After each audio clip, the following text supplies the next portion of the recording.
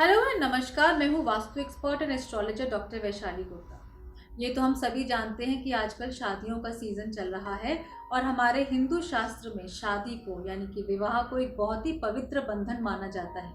शादी के समय हम कोशिश करते हैं कि हिंदू शास्त्र के हिसाब से हम जहाँ तक हो सके या जिस भी रिलीजन से हम बिलोंग करते हैं, हम चाहते हैं कि उसके रिचुअल्स को हम कम्प्लीटली फॉलो करें। आप सोचिए, अगर हम अपना मैरिज हॉल चूज करते वक्त या अपना बैंकेट हॉल चूज करते वक्त अगर वास्तु के भी नियमों का पालन करें तो ये रिश्ता हमारे जीवन में कितनी पवित्रता, कितना सौहार्द, कितना प्रेम और कितनी हार्मनी लेके आ सकता है। तो आज अपने इस वीडियो में मैं आपको कुछ खास टिप्स देने वाली हूँ कि अगर आपकी शादी है या आपके घर में किसी की शादी है तो आप मैरिज हॉल को या बैंकेट हॉल को, अपने मैरिज के वेन्यू को चूज करते समय, डिजाइन करते समय किन खास चीजों का ध्यान रखें जिससे कि वो वास्तु के अनुसार पॉजिटिव हो और आपके जीवन में अच्छे रिजल्ट्स लेकर आए। सबसे पहले हम बात करते हैं कि जो विवाह का मंडप है वो वास्तु के अनुसार कहाँ पे लोकेट होना चाहिए। वास्तु शास्त्र के अनुसार नॉर्थ ईस्ट यानी कि ईशान कोण को बहुत ही पवित्र माना जाता है और कहा जाता है कि ये स्वयं सोमदेव यानी कि शिव जी का स्थान है। एक शादी को अच्छे से चलाने के लिए अगर माँ पार्वती और शिव जी की ब्लेसिंग्स मिल जाए तो इससे बड़ा क्या हो सकता है।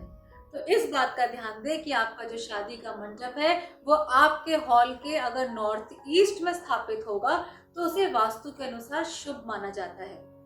ये तो हम सभी जानते हैं कि अग्नि जो है उसके हम 7 फेरे लेते हैं और अग्नि का जो कुंड है उसकी भी लोकेशन वास्तु शास्त्र के अनुसार बहुत ही इंपॉर्टेंट होती है। तो जिस अग्नि के आसपास हम 7 फेरे लेते हैं वो अग्नि जो है वो हमारे मंडप के साउथ ईस्ट की तरफ होनी चाहिए।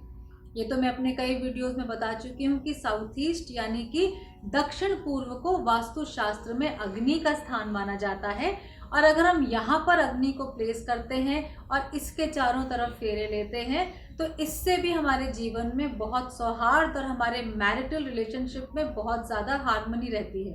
एक और चीज़ जिसको हमें ध्यान में देना है वो ये है कि हमारा जो मंडप है वो चौकोर होना चाहिए।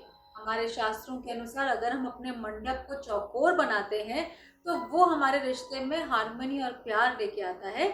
और साथ ही साथ उसके जो 4 डंडे होते हैं वो लकड़ी के या फिर बांस के होने चाहिए। इस हवन के मंडप को कभी भी मेटल में बनवाना ना प्रेफर करें, बिकॉज लकड़ी को हमारे शास्त्र में शुभ माना जाता है।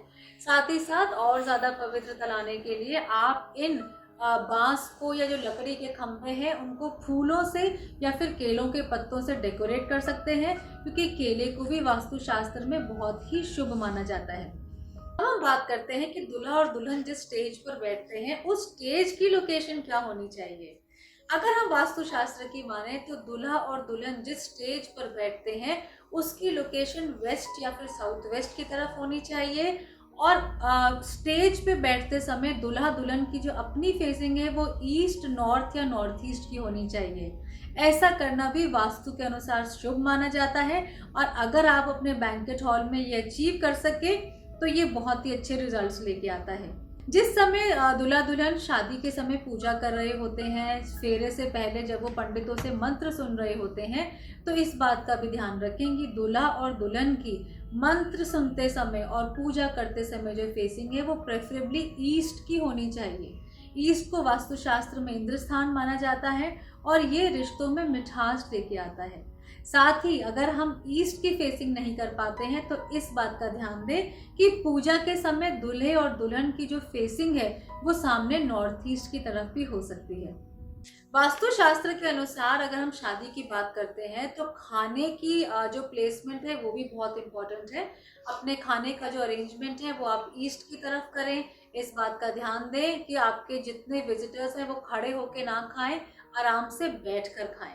अगर आपने शादी के लिए कोई बड़ा सा लॉन बुक किया है या बड़ा सा गार्डन बुक किया है और आपने कुछ वहाँ पे केटरिंग के लिए हलवाइयों को जो है बुलाया है जो वहीं बैठ के खाना बना रहे हैं, तो इस बात का ध्यान दें कि उन हलवाइयों की या कुक्स की जो लोकेशन है वो उस मैरिज वेन्यू में साउथ ईस्ट की तरफ होनी चाहिए।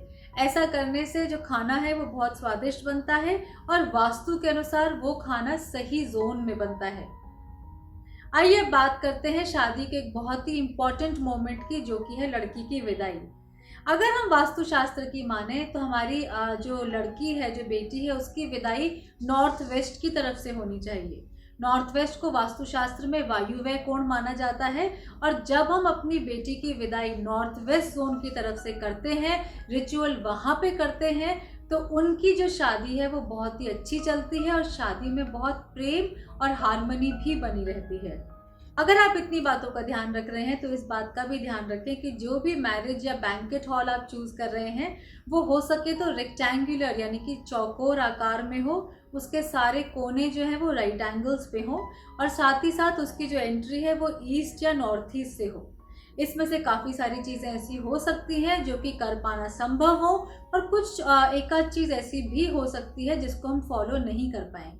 लेकिन फिर भी अगर हम इसमें से 80 से 90% वास्तु के टिप्स भी फॉलो करते हैं तो ये जो शादी होगी इसका माहौल बहुत ही पॉजिटिव होगा, और आगे दूल्हा और दुल्हन की लाइफ भी काफ़ी अच्छी रहेगी।